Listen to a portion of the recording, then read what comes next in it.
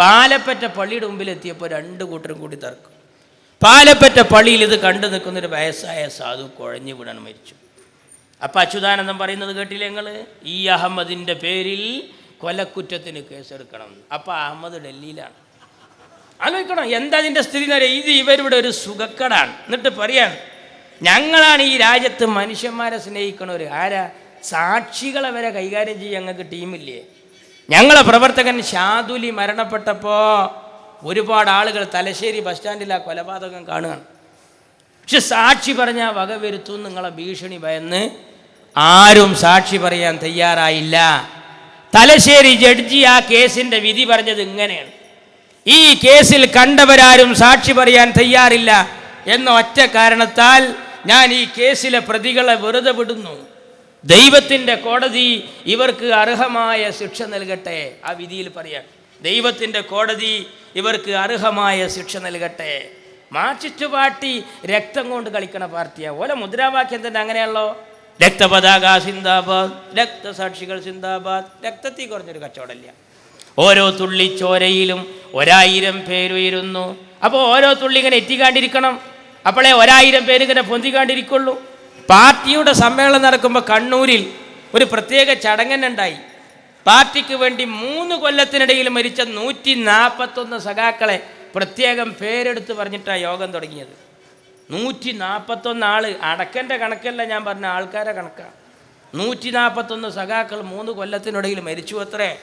അവർക്ക് വേണ്ടിയിട്ട് പ്രത്യേക ഒരു ചടങ്ങ്, എന്നിട്ട് അവർക്ക് വേണ്ടി ഒരു പ്രത്യേകമായൊരു അനുശോചനം. ഇലാ ഹദ്റത്തി സഖാവ് ശങ്കരനാരായണൻ, സുമ്മ ഇലാ ഹദ്റത്തി സഖാവ് ഗണേശൻ എന്നൊക്കെ സാധുക്കൾ. നോക്കൂ, രാഷ്ട്രീയ മനുഷ്യക്കുരുതിക്കുള്ള ബലിത്തറയായി മാറിയ കണ്ണൂരിൽ സമാധാന കമ്മിറ്റി യോഗങ്ങൾ, വഴിപാടുകളും കൊലപാതകം നാട്ടു നടക്കുക. ആ അങ്ങളാണ് ഞങ്ങളോട് പറയുന്നത് എന്ത്? ലീഗുകാർ ആളുകളെ കൊല്ലുന്നവരാണ്, അധ്യാപകനെ ചവിട്ടിക്കൊന്നവരാണ്. നിങ്ങൾ ആലോചിച്ച് നോക്കൂ, ബൈക്കിൻ്റെ പിന്നിരുന്നിട്ടല്ലേ ബൈജു എന്ന് പറയുന്ന KST അധ്യാപകൻ്റെ കൂടെ ഈ മാഷ് കീഴിശ്ശേരി ആശുപത്രിക്ക് പോകുന്നത്.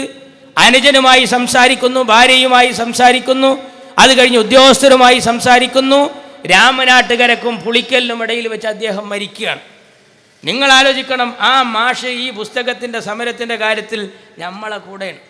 എന്നിട്ട് നമ്മളെ കൂട്ടത്തിലെ ചില സാധുക്കൾ ചെയ്ത പണിയുണ്ടെങ്കിൽ വേവുന്ന പുരക്ക് ഊരുന്ന കഴുക്കോല് ലാഭം കണക്കേ അഗസ്റ്റിൻ മാസ്റ്റർ മരിച്ച കഥ ഇങ്ങനെ ഡെഡ് ബോഡി വെച്ച് കൈരളി ചാനൽ ആഘോഷിക്കുമ്പോൾ മഅദനി ഉസ്താദ് വന്നുകൊണ്ടൊരു വേറൊരു പ്രസ്താവന: പാണക്കാട്ടെ തങ്ങൾ സമാധാനം പറയണം. പൊന്നു മഅദനി, എൻ്റെ പൊന്നു ശിഹാബ് തങ്ങൾ സമാധാനേ പറഞ്ഞിട്ടുള്ളൂ. പോക്കിരിത്തരം പറഞ്ഞത് താങ്കളാണ് പോക്കിരിത്തരം പറഞ്ഞത്.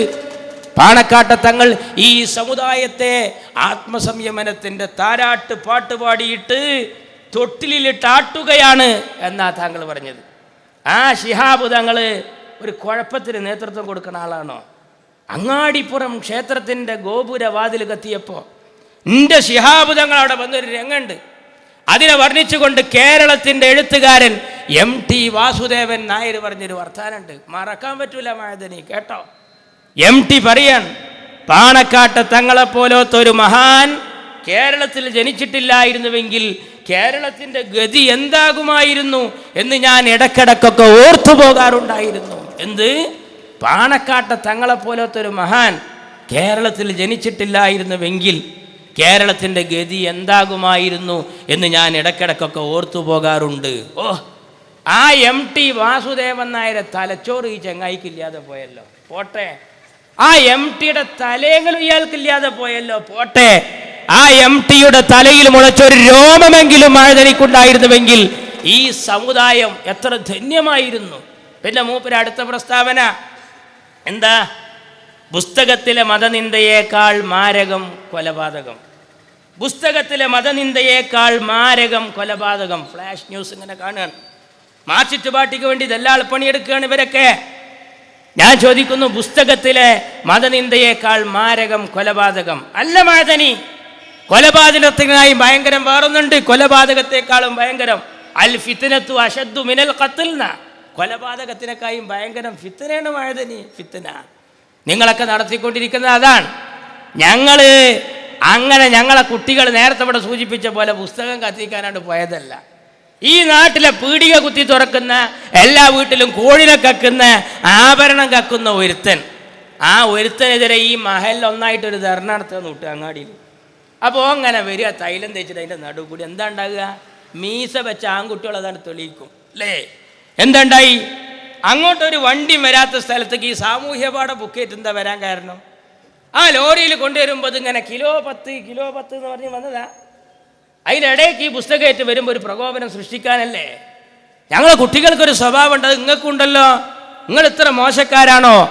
രാഘവനോടുള്ള ദേഷ്യം തീർക്കാൻ പാപ്പിനിശ്ശേരിയിലെ വിഷചികിത്സാ കേന്ദ്രത്തിന് തീ കൊടുത്ത് മൂർഖൻ പാമ്പിനെയും അതേപോലെ വിവിധ പാമ്പുകളെയും കൊന്നവരാ നിങ്ങൾ. നിങ്ങളാ പറയുന്നത് എന്ത്? ഹായ്, അങ്ങനെ കരിക്കാൻ പാടില്ല. എന്താ അതിൻ്റെ കാരണം? ഇവരാണ് സാധാരണ കരിച്ചല്ലേ, എല്ലതും ഇവരാ കരിക്കല്. ഞങ്ങളുടെ നാട്ടിൽ പണ്ടൊരു ചങ്ങായി എന്നും വാപ്പാനെ തല്ലും. അങ്ങനെ ഇരിക്കുമ്പോഴാണ് ഒരു ദിവസം വെള്ളിയാഴ്ച ഓൻ അറിഞ്ഞത് മഹലിൻ്റെ ജനറൽ ബോഡിയിൽ വാപ്പാൻ ആരോ അടിച്ചു. ആദ്യം തന്നെ ഓനക്കാ ദേഷ്യം പിടിച്ചത്. ഓൻ വന്നിട്ടൊരു വെല്ലുവിളിയാണ്, ആരാടാ എൻ്റെ വാപ്പാനെ തല്ലുന്നത്? ഓണ്ടാവുമ്പോൾ പിന്നെ ആരാ തല്ലല്ലെന്ന്? ഓനാ സാധാരണ തല്ലല്ലേ. മാർക്സിസ്റ്റ് പാർട്ടി ആരാടാ പുസ്തകം ചുട്ടുകരിക്കുന്നത്? നിങ്ങൾ ആലോചിച്ച് നോക്കൂ. മഅദനി, താങ്കൾക്ക് പാണക്കാട്ട തങ്ങളെ കശകാരം കിട്ടിയ ഒരു ചാൻസ് ആയിരുന്നു ഇത്. പക്ഷേ താങ്കൾക്ക് വികാരം കൊള്ളാൻ കിട്ടിയ നല്ലൊരു സമയം ഉണ്ടായിരുന്നു. ഏതാ സമയം എന്നറിയോ? CPM-ന്റെ ഒരു MLA ഈ പുസ്തകം കത്തിച്ചതുമായി ബന്ധപ്പെട്ട് കേരളത്തിൻ്റെ നിയമസഭയിൽ പറഞ്ഞു, പുസ്തകം കത്തിക്കുമല്ലോ, പണ്ട് ഖലീഫ ഉമർ അലക്സാൻഡ്രിയ ലൈബ്രറി കത്തിച്ചിക്കണല്ലോ. ആ അലക്സാൻഡ്രിയ ലൈബ്രറി കത്തിക്കാൻ ഖലീഫ ഉമറിന് പ്രചോദനമായത് ഖുർആനാണല്ലോ. ഓ മഅദനി, താങ്കളെ പഴയ കേസറ്റ് ഞങ്ങൾക്ക് മറക്കാൻ പറ്റൂല. ഉമർ എന്ന് കേൾക്കുമ്പോൾ രോമം എടുത്ത് പിടിക്കുന്നൊരു രംഗുണ്ട് അങ്ങയുടെ പഴയ കേസറ്റിൽ ലേ. അലി ഇബ്നു അബീ ത്വാലിബിൻ്റെ പുലിക്കുട്ടികളെ, ഉമർ ഇബ്നുൽ ഖത്താബിൻ്റെ സിംഹക്കുട്ടികളെ, കേസറ്റ് മറക്കാൻ പറ്റുമോ? ആ ഖലീഫ ഉമറിൻ്റെ പേരിൽ ഈ സമുദായത്തെ വികാരം കൊള്ളിച്ചിട്ട് ലേ ഒരു യുദ്ധത്തടവുകാരെ പിടിച്ച കഥ മഅദനി ഒരു കേസറ്റിൽ പറയുന്നുണ്ട്. എന്താ? ഒരുത്തനെ മറ്റവൻ വെട്ടുക. അങ്ങനെ ഓരോരുത്തരെ വെട്ടിക്കഴിഞ്ഞാൽ അവസാനം ഒരാൾ ബാക്കിയാകും. അവരാര് വെട്ടും? മഅദനി ഉഷാറിൽ പ്രസംഗിക്കുകയാണ്. ഉമർ പറഞ്ഞു അത്രേ, ഞാൻ അയാളെ വെട്ടും. അതാണ് മക്കളെ ഉമറിൻ്റെ മദ്ഹബ്, അത് തന്നെയാണ് മക്കളെ ISS-ൻ്റെയും മദ്ഹബ് എന്ന് പറഞ്ഞാളാ മൂപ്പര്. ആ ഖലീഫ ഉമറിനെ മോശാക്കിയിട്ട് കേരളത്തിൻ്റെ നിയമസഭയിൽ ഒരു MLA പറഞ്ഞപ്പോൾ ഈ സാധുവിന് മിണ്ടാട്ടുണ്ടായില്ല. ഞാൻ പറയുന്നു, താടിയും തൊപ്പിയും വെച്ച രാഷ്ട്രീയക്കാരനായ മഅദനി രാഷ്ട്രപിതാവ് ഗാന്ധിജിയെ കണ്ട് പഠിക്കണം അല്ലേ? വട്ടമേശ സമ്മേളനം നടക്കുമ്പോൾ ആരുടെ ഭരണമാണ് ഇന്ത്യക്ക് അഭികാമ്യം എന്ന് ചോദിച്ചപ്പോൾ ഖലീഫ ഉമർ എങ്ങനെ നാട് ഭരിച്ചുവോ ആ ഭരണമാണ് ഇന്ത്യക്ക് അഭികാമ്യം എന്ന് പറഞ്ഞ ഗാന്ധിജിയുടെ ഇഖ്ലാസ് പോലും താങ്കൾ ഈ കാര്യത്തിൽ കാണിക്കാതെ പോയത് വല്ലാത്ത കഷ്ടായിപ്പോയി.